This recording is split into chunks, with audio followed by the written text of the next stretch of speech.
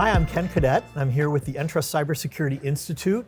We are at RSA today talking to partners about Zero Trust. And so I'm very happy to have here today Derek Yee of F5. Derek, welcome. Thank you, Ken. Why don't you introduce yourself and tell us about your role. Sure. So my name is Derek Yee. I am the Director of Product Marketing at F5, part of their Security Distributed Cloud group. Okay, great. So we've talked about the distributed cloud a little bit. Tell us what that is and how does that impact the way we look at security? Sure. So distributed cloud, we've come a long ways from hybrid cloud was a big push. A lot of data centers are moving to the public cloud, which is a pretty straightforward model for the most part. The reality where we've ended up today is we've got customers now faced with choices where there isn't a single cloud provider that's going to be the home for all of their infrastructure. It's now spread out. They've got multiple clouds to have to choose from. And then that doesn't take away from what they're doing on premise. So we thought everyone's going to move to the cloud. The reality is customers are still just as vested with their on-premise infrastructure as they are with a variety of different cloud environments that they're working in. And then we start to see the manifestation of the edge, where again, compute now has lived in this vast span of places where it's not just cloud or on-prem. So when we think about distributed cloud, it's really about how compute is going to be distributed. Applications now can live in a variety of places, and now customers are faced to have to figure out, how do I not only get the oversight of these different workloads that live in these different places, but now when it comes to even security, there's a very set model for securing apps that are on-premise. There's one for in the cloud. Now as we bring all these together into this really sort of messy distributed environment, it becomes a challenge for many of our customers. And so this is where people are being driven towards Zero Trust, right?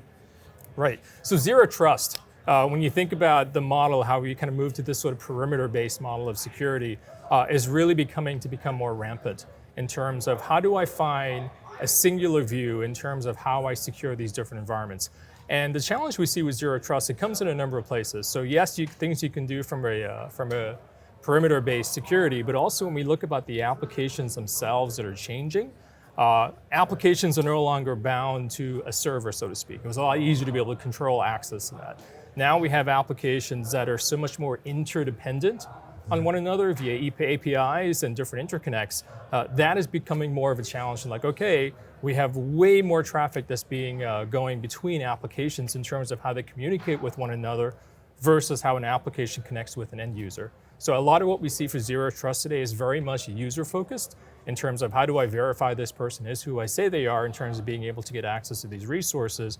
But when we look under the cover in terms of applications that are so highly distributed now, there isn't that same level of oversight that we're seeing in terms of how apps and APIs are communicating with one another, and how do you provide that same level of security that we're thinking from a user perspective to be able to apply that to applications.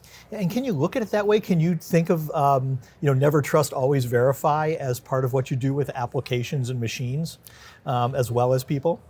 Yeah, so on some levels, absolutely. So with the advancements we have with AI and machine learning, there are things that we can identify. So I know specifically with F5, we look at what is human-based traffic versus what could be automated traffic.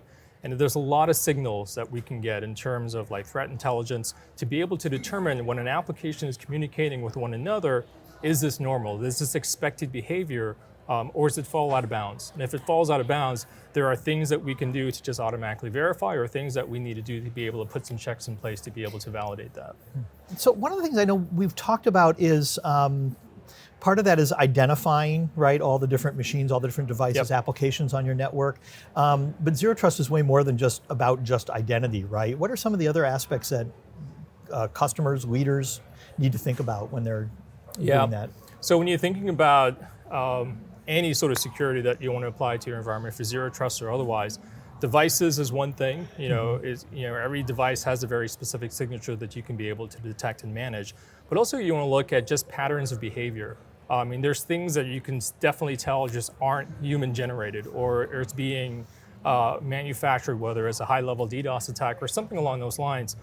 There's ways that we can identify patterns. And this is the value and the beauty of what we're seeing with machine learning today, is that these patterns can be instantly monitored, evaluated, and assessed and analyzed to determine what's actually a real signal or real traffic, and be able to allow legitimate traffic. So for leaders that are actually looking for solutions today, Well, we look at the whole landscape. I mean, the cybersecurity landscape, you come to RSA, right? It is complicated, yes.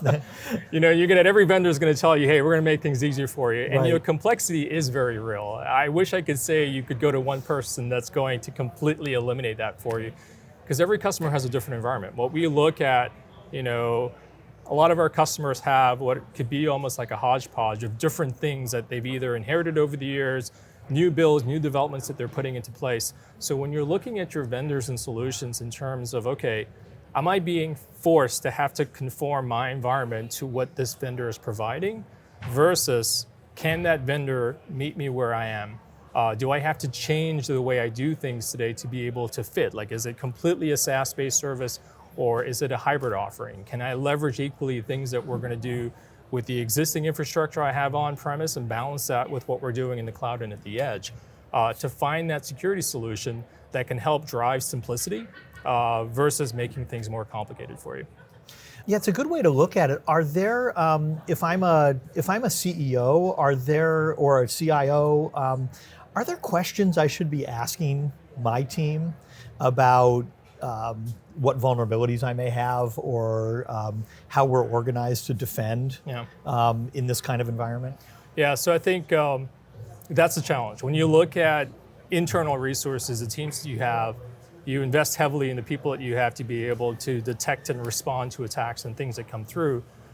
There's a skill shortage that's in the industry today. I mean, there's no doubt about that. So when we look at what our teams are doing today, I think it's a matter of looking at how are we balancing our investments. In other words, our ability to be able to not only secure and protect our environments, to be able to reduce risk, but to also be able to stay ahead, one step ahead of the threats that are coming about. Does my team have the resources that they need to continually stay abreast of the latest and greatest? Or does it make sense to look at offloading some of these resources? There's a number of companies and vendors that will provide you managed services. And we see that as being a great outlet for many customers in that, hey, you know what? The time and energy it takes for my team to have to respond to these things when they happen, and if they happen enough, they much rather allocate those resources into a third-party service that can provide that for them. And then I can keep my team focused on the things that they have immediate control over, because the volume of infrastructure and applications that they're going to have oversight over is not going to decrease, and it's only going to get larger. So how do you balance that investments in terms of how do I stay what's right and true for the business, while also making sure that we have those assurances and coverage? Yeah, and those are I'm sure tough conversations. Yeah. Is there any one thing you want to leave folks with? I would say, we talked about distributed cloud earlier. I wish I can say things will get easy, where everything would be really simple, we'll just be in the cloud.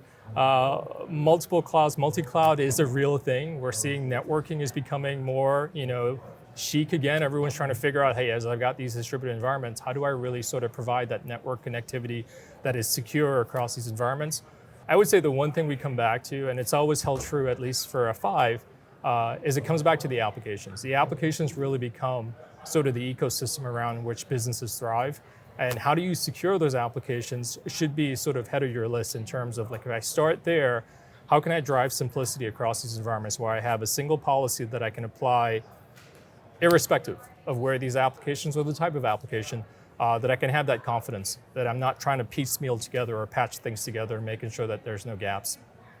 I think that's a great thing to leave people with. And thank you very much. Appreciate this conversation. This was fun. And thank you, everybody. Thanks for watching.